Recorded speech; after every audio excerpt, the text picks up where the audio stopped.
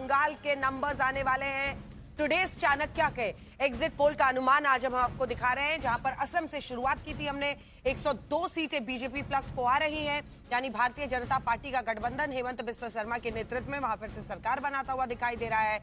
कुछ ही देर में बंगाल के नंबर्स आएंगे, लेकिन उससे पहले केरलम, जहां पर हम आपको बता दें कि वहां पर नंबर्स आ गए हैं टुडेज चाणक्य के।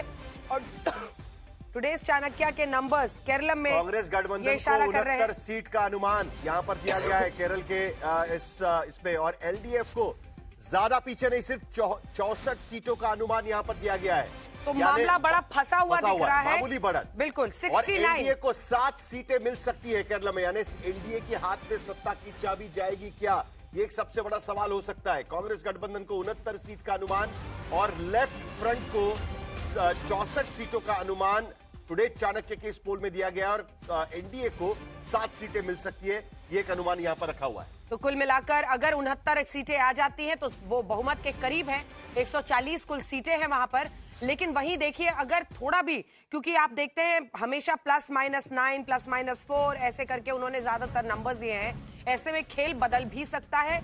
लेकिन जैसा कि एक्सिस माई इंडिया में भी इशारा था कि वहां पर कांग्रेस के नेतृत्व में यूडीएफ की वापसी हो सकती है, इस बार पिनरई विजयन की कुर्सी जा सकती है, वही होता हुआ दिखाई दे रहा है। और वोट परसेंटेज में भी आप देखेंगे तो यूडीएफ आगे है 40% वोट +-3, वहीं एलडीएफ को 38% वोट +-3। तो कुल मिलाकर जब आप नंबर्स देख रहे हैं तब मामला थोड़ा सा फंसा हुआ दिखता है। हालांकि अगर 69 सीटें आ गई 69, तो फिर बहुमत का आंकड़ा जो कि 71 है, बहुत करीब मामला अभी भी फंसा हुआ है, मामला अभी भी फंसा हुआ है। अब बारी तमिलनाडु की है। तमिलनाडु के नंबर्स आपको हम बताते हैं, क्योंकि तमिलनाडु में बीते दिन से बिल्कुल अलग एनालिसिस आता हुआ दिख रहा है, जिसमें डीएमके स्पष्ट तौर पर सरकार बनाती हुई दिख रही है। 125 सीटों का अनुमान है।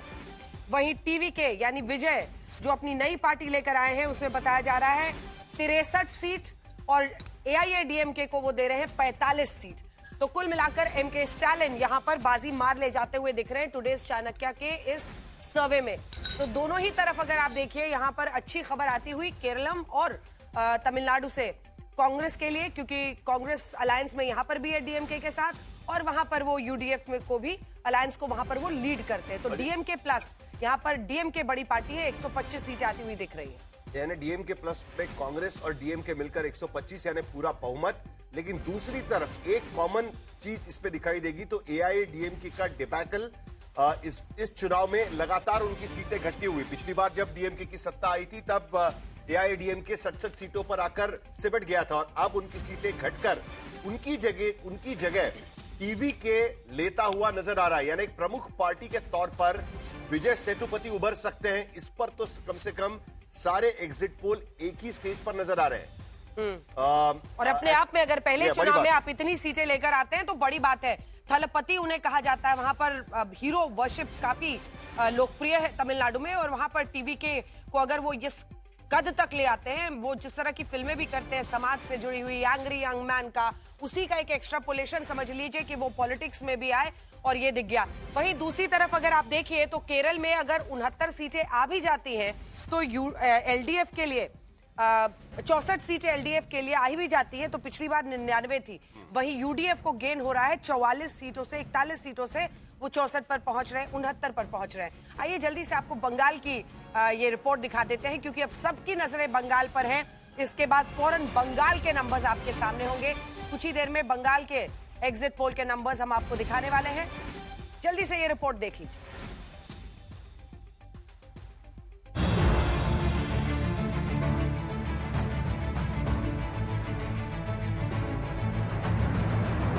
बंगाल ने रिकॉर्ड वोटिंग तो कर दी, लेकिन राज्य में हवा का रुख किधर है, ये कहना सबसे कठिन है। इस बीच दक्षिण 24 परगना के फलता समेत कुछ जगहों की ईवीएम पर बीजेपी कैंडिडेट्स के बटन टेप से बंद करने के आरोपों पर चुनाव आयोग बेहद गंभीर है। ईवीएम टेम्परिंग की 77 शिकायतों में 32 फलता से, 29 डायमंड हार्बर से, 13 मगराहट से और 3 शिकायतें बच से आई हैं। चुनाव आयोग शिकायतों की पुष्टि होने पर रीपोलिंग कराएगा। बंगाल में इतना बम्पर मतदान होने के बावजूद अगर इस बार ममता बनर्जी की वापसी की गारंटी नहीं ली जा रही तो ये बीजेपी के बड़े उभार का संकेत दे रहा है। भले बंगाल में बीजेपी सरकार बनाने की स्थिति में आई हो या न आई हो, हालांकि दोनों ओर से जीत के दावों की भरमार है। जब वोट इस मात्रा में आया तो हमें लगता है कि भारतीय जनता पार्टी को एक ऐतिहासिक इसमें चुनाव में फायदा होने वाला है और हमें बहुत आशा है कि हमारी वहां सरकार होगी तो लोग जो है बदलाव चाहते हैं। ये exit poll baseless, most of them are baseless. सरकार बन रही है, निश्चित रही है। मोदी जी के नेतृत्व में 4 तारीख को विजय हासिल किया जाएगा और सरकार भी बनाएंगे। ऐसे एग्जिट पोल्स हम लोग पहले भी देखे हैं, जो एग्जिट पोल्स एकदम तृणमूल कांग्रेस को डुबा रहा था। बंगाल में वोटिंग खत्म होने के बाद कांग्रेस नेताओं के सुर में ममता बनर्जी के लिए चुनावी तलखी थोड़ी कम होती दिखी है। हालांकि ममता के धुर विरोधी अधीर रंजन चौधरी के तेवर बरकरार है। एंटी इनकम्बेंसी के बावजूद जो उनकी डिलीवरेंस है, जो उनका ऑर्गेनाइजेशनल नेटवर्क है, साथ में पैसा वैसा तो है ही सबके पास, तो उसकी वजह से, और वो परमानेंट बंगाल में है, उनके सारे लोग ऑल टाइम गली कोचे में हैं, तो ये जो सीजन में आ जाते हैं भाजपा वाले, तो उसका भी लोग फर्क कर रहे थे। इधर से तो कह रहे हैं 33% कोटे की बात, महिलाओं को एम्पावर करने की बात। पूरे देश में एक अकेली महिला है चीफ मिनिस्टर, उसके लिए पूरा तंत्र लगा रखा है हटाओ। अगर ट्रांसपेरेंट वोटर की ट्रांसपेरेंट वोटिंग होगी तो भाजपा मुश्किल से अपने स्कोर को रिटेन करे, बड़ी बात। ये टीएमसी पार्टी के खिलाफ ज्यादा से ज्यादा, बहुत ज्यादा वोट आप लोगों ने डाले, सारे विपक्षियों के बीच बटे हुए, इसमें बीजेपी भी शामिल। बंगाल के अलावा बाकी 4 जगहों यानी असम, केरल, तमिलनाडु और पुडुचेरी में एग्जिट पोल्स कमोबेश साफ तस्वीर दिखा रहे हैं। इन एग्जिट पोल्स पर सियासी प्रतिक्रियाएं दलगत सुविधा के अनुसार है। बंगाल में हो, आसाम में हो, भारतीय जनता पार्टी की सरकार बनना निश्चित है। वहाँ की जनता ने प्रधानमंत्री नरेंद्र मोदी जी को भरोसा किया है, ये हम उस खुद को सौभाग्यशाली मानते। बंगाल में विजय सुनिश्चित है। बंगाल के अंदर आप जिस तरीके से राजनीति कर रहे हैं, मेरा मानना है एग्जिट पोल कुछ भी दिखाए, बंगाल के अंदर भी भारतीय जनता पार्टी की सरकार बनेगी।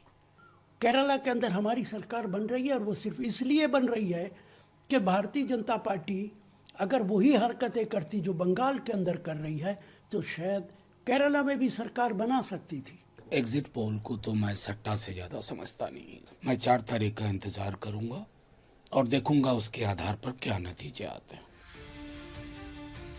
बहरहाल एग्जिट पोल्स पर ऐसी प्रतिक्रियाओं के बीच सबकी नजरें बंगाल पर टिकी हैं। ममता और बीजेपी में जो भी जीता, सियासत का नया अध्याय तो लिखा ही जाएगा। आज तक ब्यूरो। तो सबकी नजर अब बंगाल पर है। बंगाल में क्या होता है, बंगाल के नंबर्स कुछ ही देर में आने भी वाले हैं। लेकिन हमने आपको बताया असम में एक बार फिर से बीजेपी की सरकार बन रही है और बीजेपी वहां अपने दम पर कमाल करती हुई दिखाई दे रही है। गठबंधन के साथी भी कुछ है, असम गण परिषद है, बीपीएफ है, लेकिन इसी के साथ अगर आप केरल देखें तो केरल में मामला फंसा हुआ दिख रहा है और 140 में 69 सीटें यूडीएफ को, एलडीएफ को 64। तमिलनाडु हमने आपको बता दिया डीएमके की सरकार बन रही है टुडेज चाणक्य के इस एग्जिट पोल के मुताबिक, जबकि एक्सिस माई इंडिया में वहां पर मामला फंस रहा था क्योंकि 100 के करीब पहुंच रहे थे विजय थलपति, जो कि टीवी के अपनी पार्टी लेकर आए हैं। लेकिन अब सभी को इंतजार बंगाल का रहेगा और एग्जिट पोल में असम में बीजेपी की सरकार बन रही है। कई खास मेहमान हमारे साथ जुड़े हुए हैं लगातार, जिनके साथ हम चर्चा करें। शशि शेखर जी, आशुतोष जी यहाँ पर हमारे साथ जुड़े हुए हैं। कुछ ही देर में पॉलिटिकल मेहमान भी हमारे साथ इस विषय पर जुड़ने के लिए आ जाएंगे। लेकिन बंगाल की लड़ाई इतनी हाई वोल्टेज है कि आप अंदाजा लगाइए, भारतीय जनता पार्टी, टीएमसी सब अपनी अपनी मीटिंग्स कर रहे हैं, अपने कार्यकर्ताओं को कह रहे हैं कि अभी भी आराम का टाइम नहीं आया है, जब तक काउंटिंग नहीं हो जाए लगे रहो, डटे रहो। तो ये भी इस वक्त चल रहा है वहां पर। लेकिन सबसे ज्यादा ये जो तस्वीरें दिखा दीजिए एक बार, ये जो स्टिकर लगा, टेप लग गया कुछ पार्टियों का, और सबसे ज्यादा फाल्ता की ही सीट पर जहां जहांगीर खान की लड़ाई थी उस सीट को लेकर सबसे ज्यादा कंप्लेंट्स आई हैं। डायमंड हार्बर कई जगहों पर कंप्लेंट आई है। तो कुल मिलाकर ये अपने आप में एक लड़ाई बन गई है कि भाई अब इनका क्या होगा, क्योंकि मनोज कुमार जो वहां के चीफ इलेक्शन ऑफिसर हैं, उन्होंने तो कह दिया कि भाई हम रीपोलिंग कराएंगे, लेकिन कब होगा, कैसे होगा, अभी इसके बारे में जानकारी कुछ भी नहीं आई है। 77 टोटल कंप्लेंट्स तो फॉरेन ऑर्डर होता है 77। तो अगर ये रीपोलिंग होती है तो ये देखने वाली बात होगी अंजना कि उन जगहों पर जहाँ रीपोलिंग होती है क्या परिणाम आते हैं, क्योंकि रीपोलिंग को भी विपक्ष कम से कम एक स्ट्रेटेजिक मूव बताता है, ये विपक्ष कहता है। मैं नहीं कह रहा बिल्कुल भी, क्योंकि मैं इसमें यकीन ही नहीं करता, लेकिन फिर भी जहाँ रीपोलिंग होगी वहां के परिणाम हम लोगों को चौंका भी सकते हैं। रीपोलिंग का आखिरी पत्ता होगा, यस, आखिरी पत्ता, ये विपक्ष कहता है। शशि जी, अभी लेकिन वेट करना होगा, चुनाव इमीडिएट अनाउंस होना चाहिए ना। आज हो जाएगी, आजकल में हो जाएगी। अगर शिकायत है, अगर वैसा पाया गया तो तुरंत अनाउंस कर देना चाहिए, उसके लिए नतीजों का इंतजार करने की कोई जरूरत नहीं है। हाँ, उससे कल जो मनोज कुमार है वो सामने आए थे, उन्होंने कहा था कि हम वहाँ रीपोलिंग कराएंगे। अब रीपोलिंग का डेट अनाउंस होना है, तो उसके लिए इंतजार करना होगा कि वो क्या कहते हैं, वो भी किसी घड़ी हो सकता है, लेकिन हम सबको अभी इंतजार है नंबर्स का।